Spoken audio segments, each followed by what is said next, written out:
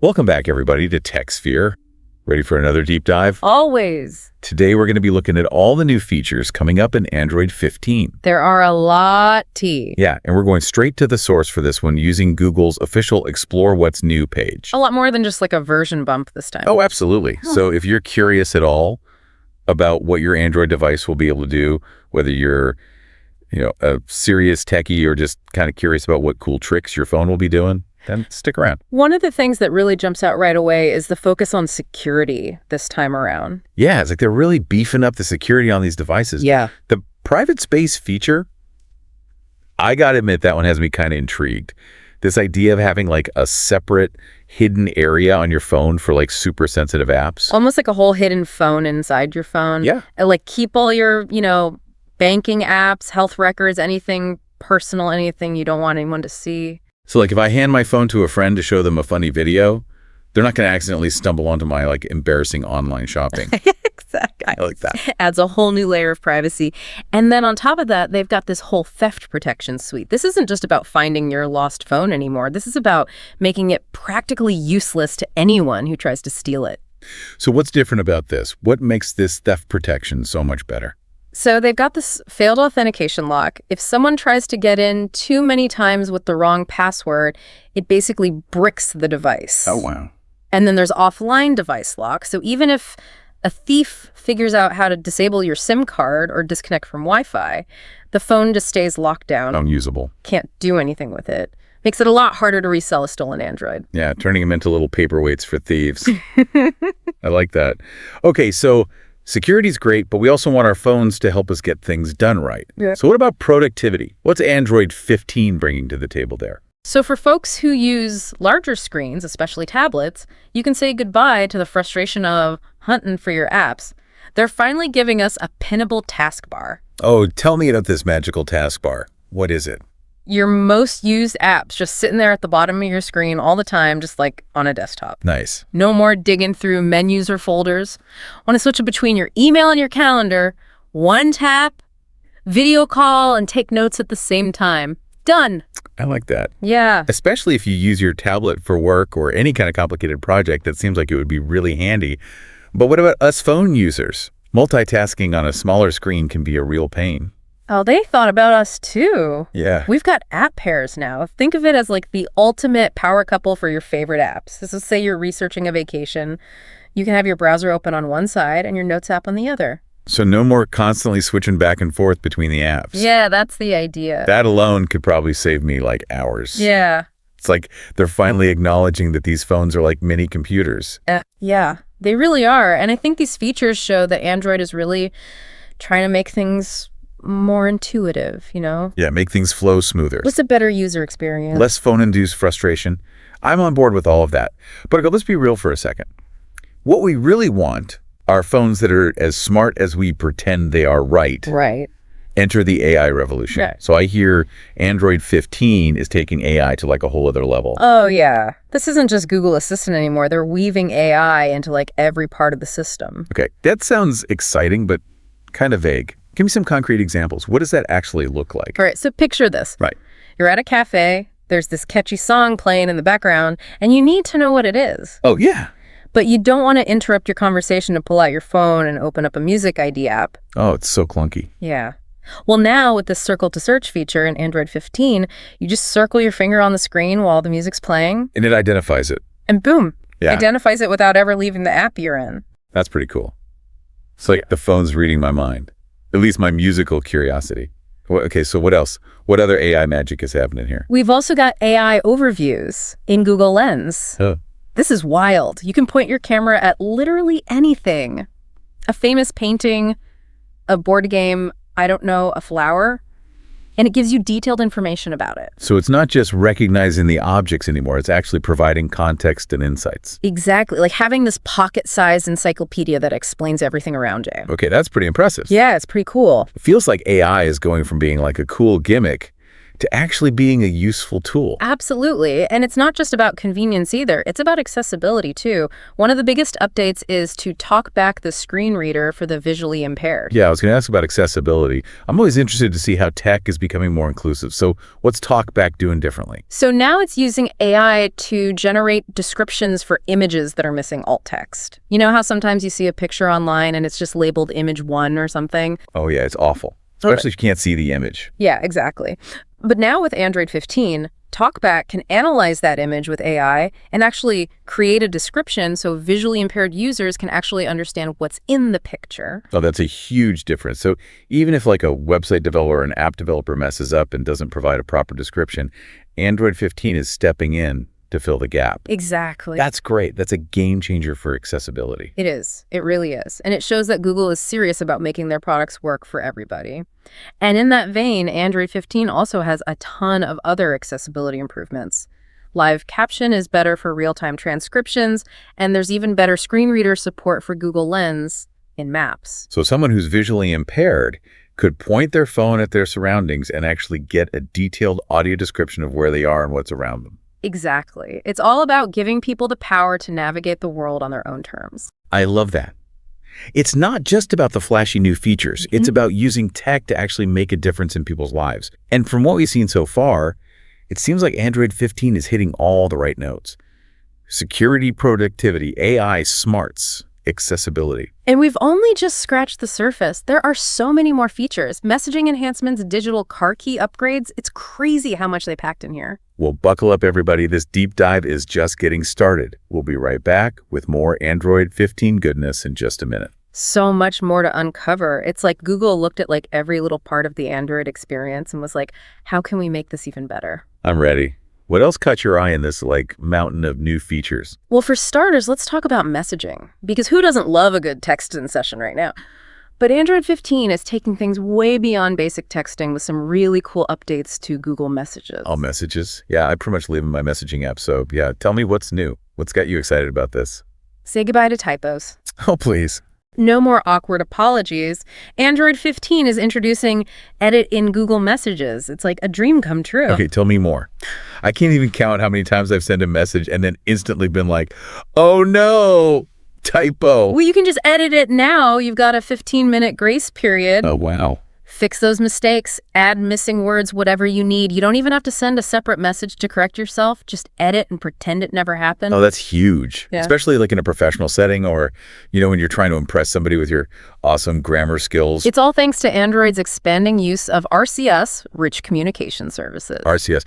Okay, for those of us who aren't like tech wizards, what is that? What is RCS and why should we care? Basically, it's like texting, but supercharged. It gives you features like typing indicators, read receipts, and now even message editing, like texting on steroids. Okay, steroids might be a bit much, but yeah. You get the idea. Like taking texting from the Stone Age to the modern era. Exactly. And the best part is Android 15 is taking RCS even further by bringing end-to-end encryption to group chats in Google Messages. Ooh, encryption. The magic word for privacy. What does that actually mean for us regular folks, though? It means your group chats are just as secure as your one-on-one messages.